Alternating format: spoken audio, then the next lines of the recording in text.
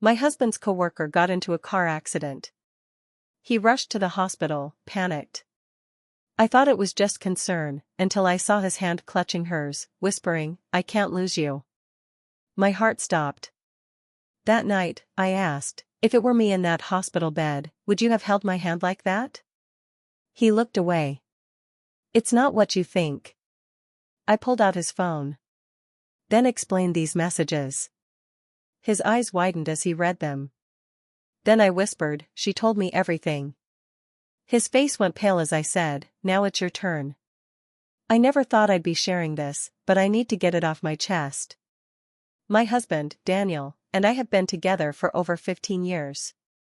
We met during our college days at the University of Illinois and built a life together in Chicago. We have a 10-year-old son named Ethan. Daniel works as a project manager at a well-known advertising firm downtown. Over the years, he's mentioned his colleague, Sarah, quite a bit. She's a senior designer at the firm, and from what Daniel said, they've collaborated on several projects.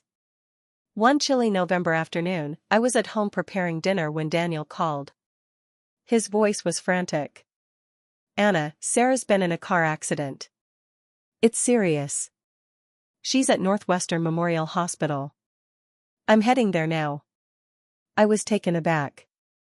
"Oh my God. Is she okay?" "I don't have all the details.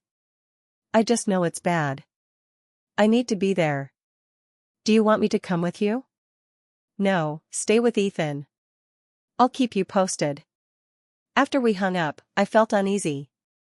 I understood his concern, after all, she was a close colleague. But something about his urgency felt different. Hours passed without any update. I tried distracting myself, but my mind kept wandering. Around 8 p.m., I decided to check on him. I called, but he didn't answer. My worry intensified.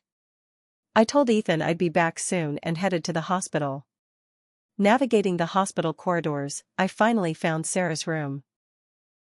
The door was slightly open. As I approached, I heard Daniel's voice, soft and trembling. "I can't lose you, Sarah. You mean so much to me." Peeking through the gap, I saw him seated beside her bed, holding her hand tightly. The look on his face was one of deep emotion, more than just concern for a colleague. I felt my heart drop. I quietly stepped back and left the hospital, my mind racing with questions and doubts. That night, when Daniel returned home, I was sitting in the living room, waiting. "How's Sarah?" I asked, trying to keep my voice steady. "She's stable now." "It was touch and go for a while," he replied, avoiding my gaze. I took a deep breath. "If it were me in that hospital bed, would you have held my hand like that?" He looked up, startled. "What are you talking about?" "I was there, Daniel. I saw you with her." He sighed, rubbing his face. "Anna, it's not what you think." I reached for his phone, which was on the coffee table. Then explained these messages. I had seen the notifications earlier, texts from Sarah that were intimate. I opened the messages and handed him the phone. His eyes widened as he read them. "Anna, she told me everything," I whispered. His face went pale. She told you?" "Yes. Now it's your turn." He sank into the couch, burying his face in his hands. "I'm so sorry, Anna. It just happened. We didn't mean for it to go this far." I felt a tear slide down my cheek. "How long?" "About 6 months," he admitted, his voice barely audible. I nodded, processing the betrayal. "I need some time to think." He reached out, but I pulled away. "Please, Anna. I love you. It was a mistake." "A mistake that lasted 6 months," I shot back, standing up. "I need space, Daniel." I spent the next few days at my sister's place, trying to make sense of everything. The pain was unbearable. I kept replaying moments in my head, looking for signs I might have missed. Daniel called and texted constantly, apologizing, begging for another chance. He even suggested counseling. After a week, I agreed to meet him at a nearby park. We sat on a bench, the autumn leaves falling around us. "I've started seeing a therapist," he began. "I want to understand why I did this, how I let it get this far." I looked at him, searching for sincerity. "And what have you discovered so far?" "That I've been selfish. That I took our relationship for granted. That I was looking for validation in the wrong places." I sighed. "Daniel, I loved you with all my heart. But you broke something in me. In us." "I know," he said, tears welling up. "But I'm willing to do whatever it takes to fix it." I wiped my own tears away. "It's not just about you doing the work. I need to heal too. And I don't know how long that'll take." We sat in silence for a while, the weight of the situation pressing down on us. Eventually, I spoke. "For now, I think it's best if we live separately. Focus on co-parenting, Ethan. Give each other the space to figure things out." He nodded, though I could see the pain in his eyes. "If that's what you need." Over the next few months, we navigated the complexities of separation. We attended counseling sessions, both individually and together. There were days filled with anger and resentment, and others with glimpses of the love we once shared. Sarah left the company shortly after the accident. I never reached out to her, and she didn't attempt to contact me. As time passed, I began to rediscover myself outside of the marriage. I took up painting, something I hadn't done since college. I reconnected with old friends. I focused on being the best mother I could be to Ethan. Daniel remained consistent in his efforts to rebuild trust. He respected my need for space and continued therapy. One evening, about a year after the incident, we met for dinner to discuss Ethan's upcoming school play. After the initial conversation, there was a pause. "Anna," Daniel began, "do you think there's a chance for us again?" I looked at him, the man I had shared so much with. "I don't know, Daniel. I think we've both grown and changed. Maybe in time. But for now, let's focus on being good parents and good friends." He smiled sadly but nodded. "I can live with that." And so, we continued our journey, not as husband and wife, but as two individuals bound by shared history and a deep love for our son. The road was uncertain, but for the first time in a long while, I felt hopeful. A few months passed. Things felt calmer. Not healed, not whole, but manageable. Daniel and I had settled into a routine with Ethan. We didn't talk much outside of co-parenting, and that was fine by me. But then something happened that made everything boil over again. It was a Friday afternoon. I was picking up Ethan from school when he ran toward me, full of excitement. "Mom. Guess what? Dad's friend Sarah came to my soccer game today." I froze. My hands tightened around the straps of my bag. "What?" I asked, trying to keep my voice steady. "She brought snacks for the team. She sat next to Dad the whole time. He said she's helping with his new work project." I smiled, weakly, and nodded. I didn't want to upset him. But inside, I was shaking. Daniel had promised he cut ties with her. That was the one condition I had when we agreed to try co-parenting peacefully. And now she was back? That night, I waited until Ethan went to bed before calling Daniel. He answered on the second ring. "Hey, everything okay? You said you weren't seeing her anymore." He sighed. "Anna, no," I snapped. "Don't Anna me. You lied. Again. She showed up at the office. I didn't invite her to the game. She just came. I was surprised too. She brought snacks. She sat with you. She talked to Ethan." He didn't answer. "Why is she around my son?" "I didn't think it would upset you. I thought we were past that." "We're not," I said sharply. "We'll never be past that if you keep bringing her around like this." "I didn't mean to, I don't care. I'm setting a boundary right now. If she shows up again even once, I'll take this to court." You won't see Ethan unless it's supervised. He was quiet for a while. You'd really do that? Yes. Because you clearly still have feelings for her. And if that's the case, don't lie to me about it. Be honest. I don't know what I feel, he said finally. She was there when I felt invisible. When things were falling apart. My throat tightened. I was right there, Daniel. You just didn't look. We hung up without saying goodbye.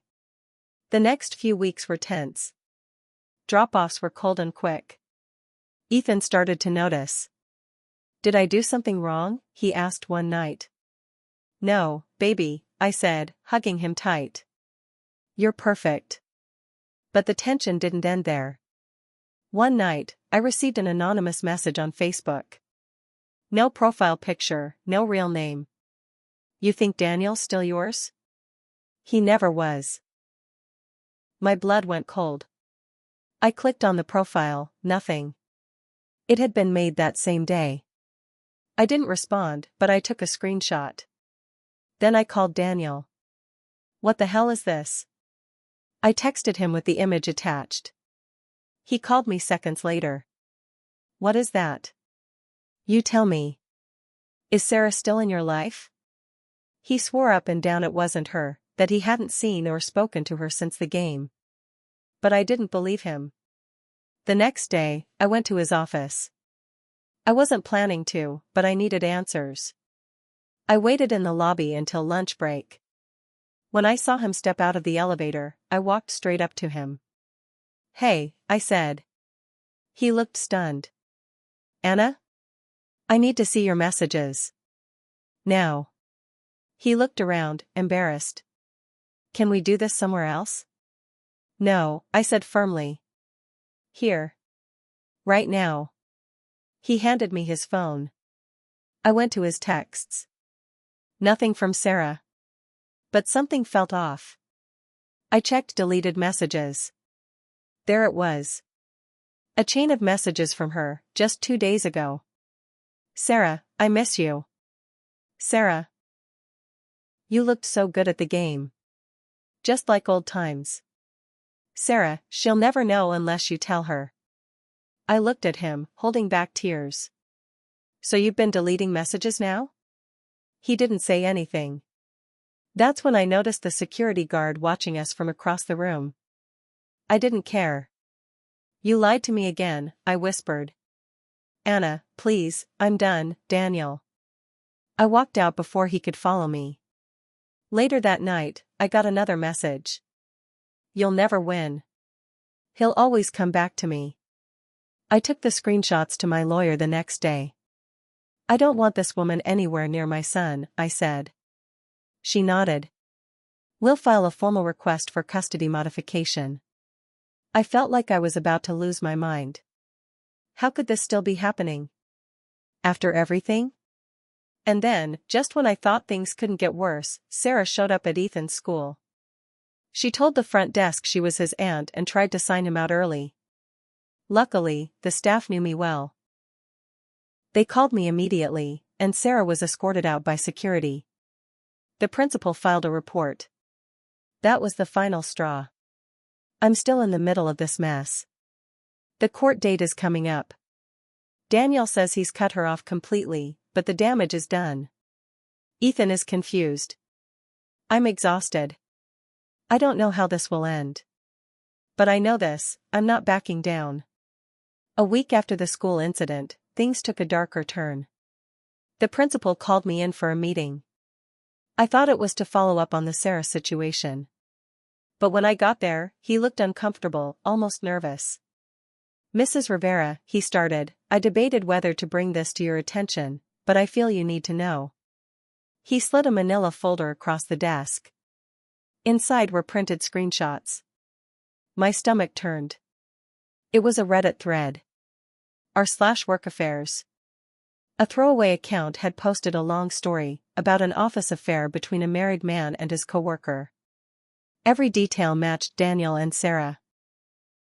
Names weren't used, but the descriptions, timeline, and even a few events, like the hospital visit, were unmistakable.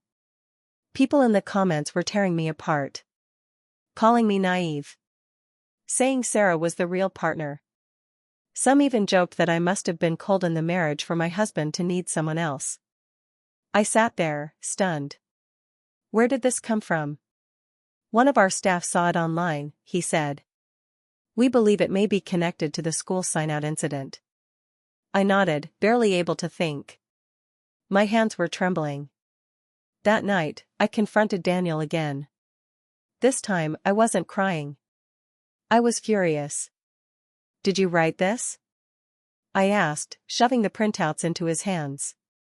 He looked confused at first. Then his face dropped. No. But I know who did. Who? Sarah. She used to joke about posting our story anonymously someday. I never thought she'd actually do it. You need to fix this, I said. Now. This is affecting Ethan. Me. Our lives. He agreed. Or so I thought. 2 days later, I received an email. No subject. No name. Attached, a short video clip. I hesitated. But I opened it. It was a screen recording. Security footage. Dated 3 weeks earlier. Sarah. Walking into Daniel's apartment complex. Laughing with the doorman. Carrying an overnight bag. I stared at the screen, numb. The timestamp was days after Daniel had sworn he'd cut her off. I didn't call him. I didn't yell. I went straight to my lawyer. We're filing full custody, I said. And I want a restraining order against her. And here's where the twist got even more insane. My lawyer raised an eyebrow. You said her name is Sarah Kay, right? Yeah, I said. She pulled up something on her computer. Typed. Clicked. Anna, there's something you need to see. She turned the screen toward me. An open case file. Sarah was already being investigated for stalking another man months before Daniel. Same behavior. Obsessive texts. Showing up uninvited. Posting on forums about him anonymously. Even tried to report him to HR for harassment after he broke things off. That's when I realized this wasn't just about an affair. This woman was dangerous. She's not just manipulative, I said slowly. She's unstable. My lawyer nodded. We'll use this in court. A few days later, I received a call from Daniel. I need to talk, he said. Face to face. I met him at a public coffee shop. His face looked different, tired, broken. She showed up at my apartment again, he said quietly. Let herself in with a copy of the key I didn't even know she had. She had dinner waiting.